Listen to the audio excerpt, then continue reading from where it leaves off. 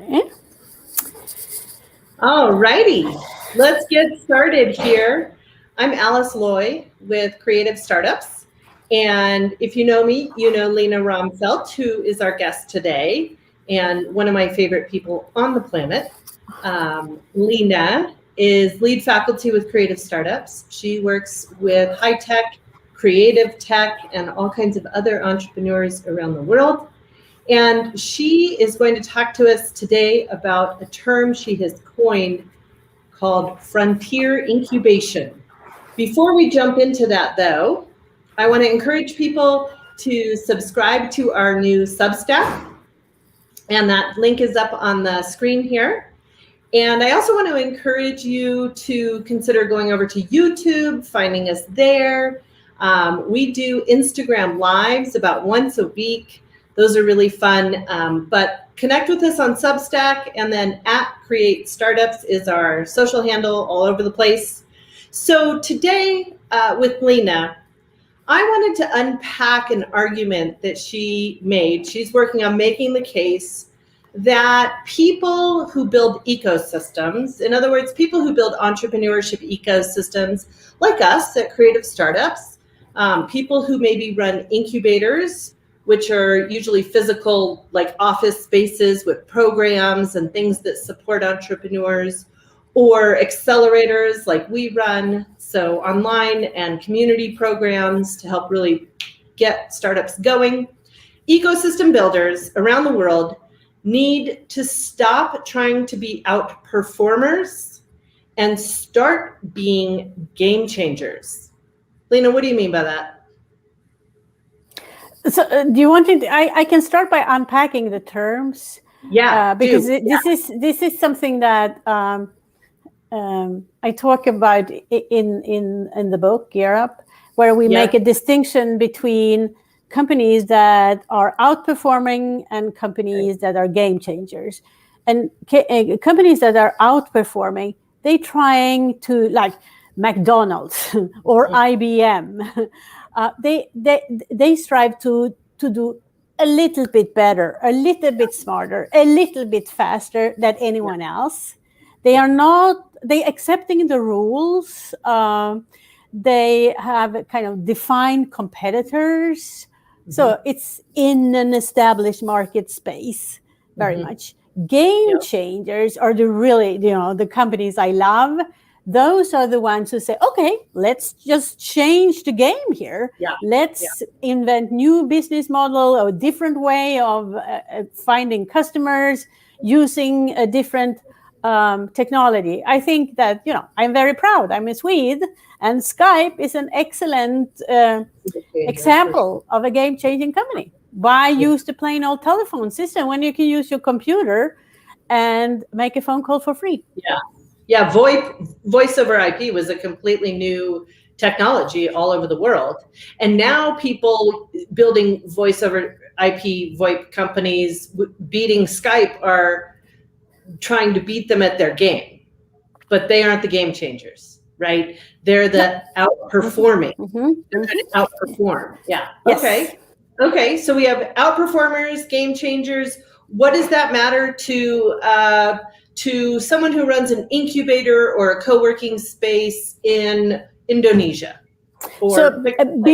Because and here is, and I thought about this, Alice, earlier today, if I should say I'm angry or if I'm frustrated. So I go with, I am frustrated because by being outperformers, there are a lot of lost business opportunities around the world. If you kind of accept this is what an incubator looks like, then you also kind of limit the access to the space and the resources that an incubator can provide with to entrepreneurs and new businesses. But who are they trying to outperform?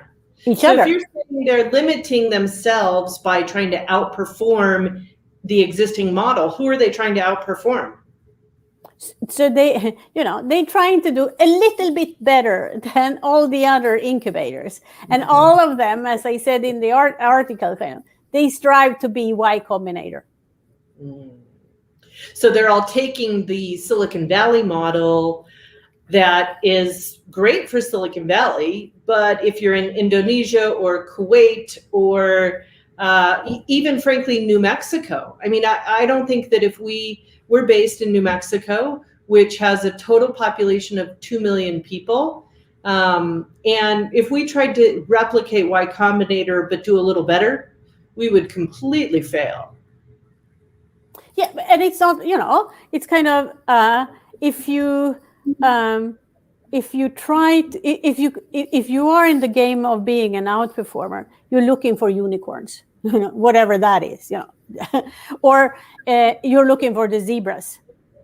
But maybe, your incubator shouldn't have either unicorns or zebras. They should have, I don't know, they should have donkeys or polar bears or something. Do you see that? Yeah. That's where my frustration lies. But that's, you say polar bears, and I think immediately, right, because polar bears are extremely well adapted to a very particular environment. So if we take that into, human beings and entrepreneurship, why would it be that, let's pick on Kuwait, because you and I did a ton of work in Kuwait. It's a place we love. But if we had tried to bring a high-tech accelerator program to Kuwait, it would have failed. Why? What were we seeing in Kuwait? We instead brought a food and local, regional food distribution, innovation, and tech companies. Why did that work when your generic high-tech accelerator would have failed? So first of all, I think that we were able to do that because there were someone in Kuwait that was brave enough to say, I want to do something different, right, and I want to build something based on what is important in Kuwait. And food is important, Yeah, food and Kuwait is the food capital of the Middle East. Yes, it's always been really innovative with food. Really, they experiment a lot with food. Yeah. So Rashid, Sultana, and Sabre Venture, they did that. They're not just saying, okay, let's go for food. They said, let's go for everything that is connected to food. Yeah. That we need in Kuwait, but not only in Kuwait, I would say in the whole of the Middle East. Well, and when you think about the desertification of so many regions with climate change, being able to grow food in extremely arid environments is going to be a greater need. And so when people in the Middle East say, how do we do food here? What do we like to eat? What's our culture? But what are also some new technologies we can invent? What are some new distribution systems? It actually becomes relevant outside of the region. Yes. Even starting with a hyper localized focus on what are we good at here? What do we do? What are our assets here? It does become relevant to places outside of your environment. Yes, no, absolutely. Yes, and I think that I know that starting with, this is my home turf, this is the home market, let's test things here. It's much faster, it's much more affordable, and it's easier to say, okay, I am in Stockholm, let's test something in Paraguay. Yeah. So it's that's why it's important to not say. That's why I kind of don't copy and paste. Look at what are what's the local conditions that we can utilize to bring something forward that maybe later on becomes an animal of some sort. Yeah. And this idea that you're locking onto and defining around frontier incubation, I remember you sent me an article around frontier economies and how innovation can happen. Can you sort of dive into why why do you call it Frontier Incubation? And why does it matter coming out of COVID, as so many economies, including ours here in the US and in the Southwestern US, are really going to have to work to build the next 10 years of our economy? We can't just go back to the way it was. It's a book. It's a book. The lead author is Clayton Christensen, Harvard professor that unfortunately died much too soon. It's a wonderful book, and I'm not paid a commission for he has asked it. And it's called The Prosperity Paradox. Okay. And pretty much what he says, much more eloquent than I do, of course, is and he has these amazing cases showing that if you start from where you are and have an ambition of what he says, turning non-consumers into consumers, turning non-consumers, those are non-consumers either because they can't afford existing solutions or because they don't have access to it. Starting with that and build something, and he used healthcare, for example, and in Mexico, build from that.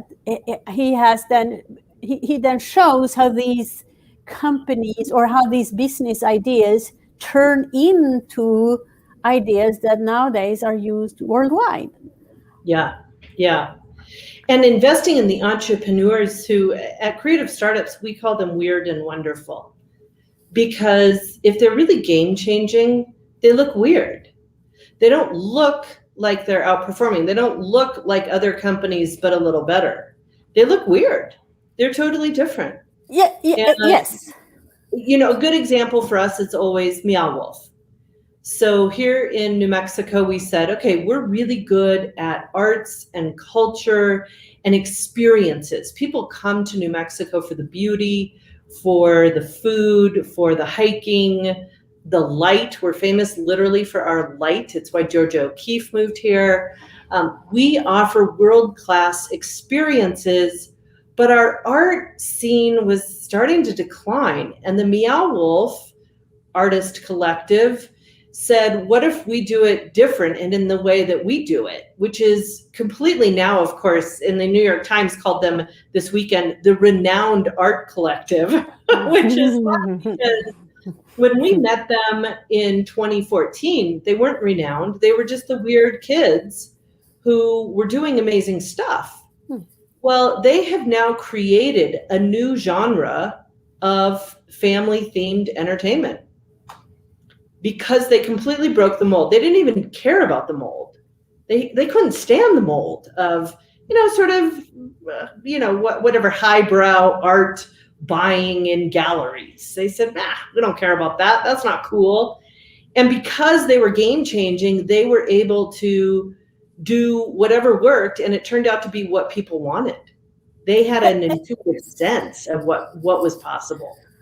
But Alice, that's where I am a little bit surprised that you have this famous company now, and I'm not saying you, Alice, but New Mexico could do so much more with this. I mean, you can really do Frontier Incubation because you have Meow Wolf, you have Netflix, you have a lot of famous galleries, you have artists, world-class museums, So you could create an ecosystem around this that could,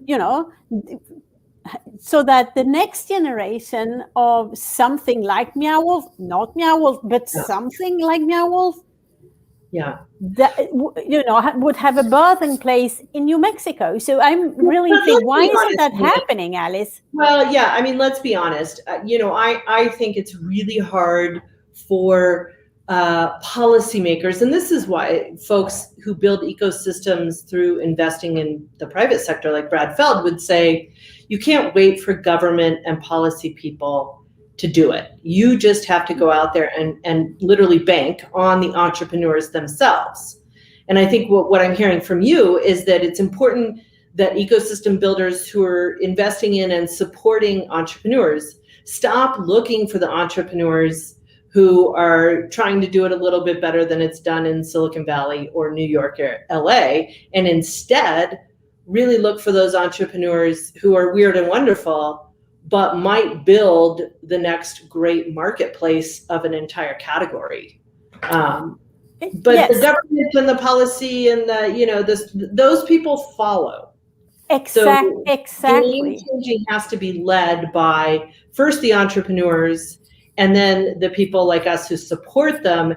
And you have to go to a kind of scary place and say, well, people might think I'm weird too, because that's who I end up hanging out with. Well, yeah, but if you, especially now, we're looking at a completely different economy for the next 10 years. Right? Post-COVID we don't even know what it's going to be. How important is Frontier Incubation for communities in the next 10 years?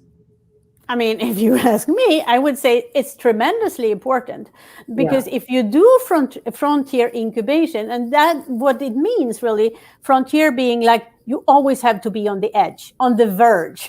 You're out there by yourself. Exactly. Yes. It's not like there's a lot of people around. And so no, if you feel exactly. No, you have to bet on something. Yeah. And incubation is, there are two meanings that I try to attach to it. And one is that it's a process, it's something that is going on. It's not an incubator, it's an incubation process where there are temporary formations kind of linked to an entrepreneur or a set of businesses, but it's constantly changing and constantly kind of pushing the boundaries. And to me, and this is not something that I think is important only for developing economies. That's why I'm interested in what New Mexico is doing.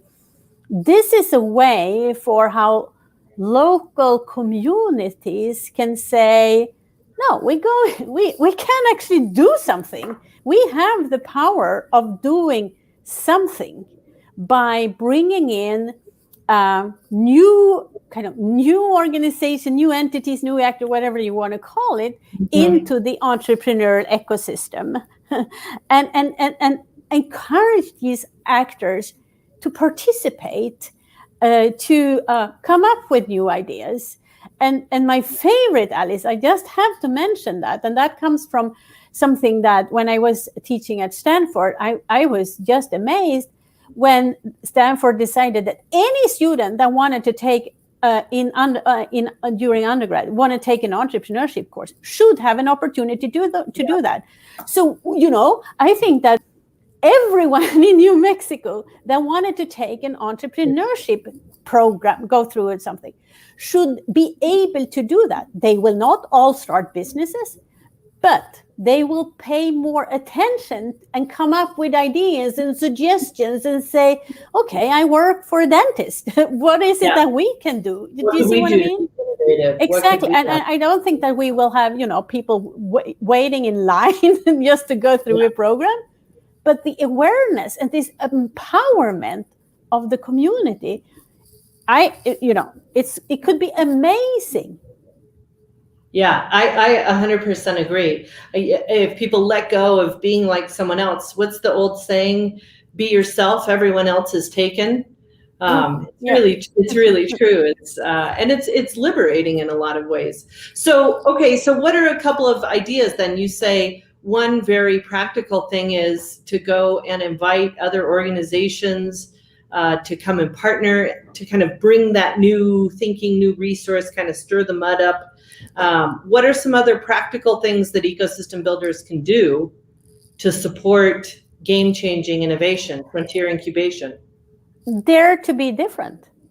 Dare to not look outside, look for, not being copycats, saying, okay, we are here in Santa Fe. What's going on? What are the assets that we do have here? Who are the people that we do have here? And forget about what's going on in Silicon Valley or in Berlin or in Stockholm. Yeah. And do what works here. Yeah. And look for those things, I would say, that have momentum, even though they have no resources. That's always a really good cue to where is there a new market erupting that might not even have, it could just be, so here in New Mexico, I'll give a couple examples. We have the world's first Burning Man. It's over 100 years old. We call it Zozobra, where you light old man gloom on fire, and it gave rise to Burning Man out in the desert.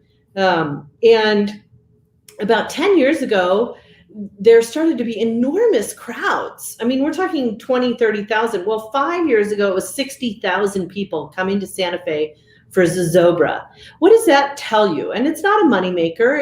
It's a fundraiser for our local Lions Club, or Kiwanis, I forget, but one of the local sort of community organizations. It's not a moneymaker, but what does it tell you? Festivals and live events are growing like crazy. They will come back after COVID. People, millennials, Gen Z, love live events. They really even love us. Even us. Even old people like us who were born in the 1820s. We also like live events. But I mean, so that was a cue. Like, live events are going to be a huge thing. In fact, I would say the experience economy, experiences more than stuff, is where the economy is really going. And you see signs of it when you stop and look at what are things that just became enormously popular, even though they didn't necessarily have money. And it could be that they're still edgy. They're still a little out there. They're still weird, but they might become more and more wonderful for your economy if you pay attention to them and start to invest in those entrepreneurs. Yes. So. All righty. Well, Dr. Romfeld, it has, as always, been lovely to speak with you. If people want to catch up with us, you can email us at info@creativestartups.org. You can subscribe to our Substack, catch us on YouTube, Twitter, all of the above channels. We're everywhere these days. And we'll send out a recording to this on YouTube if people are interested. Otherwise, we're signing off. Thanks for joining us for Making the Case. Thank you so much. Thanks, Lena. Thanks, Alice.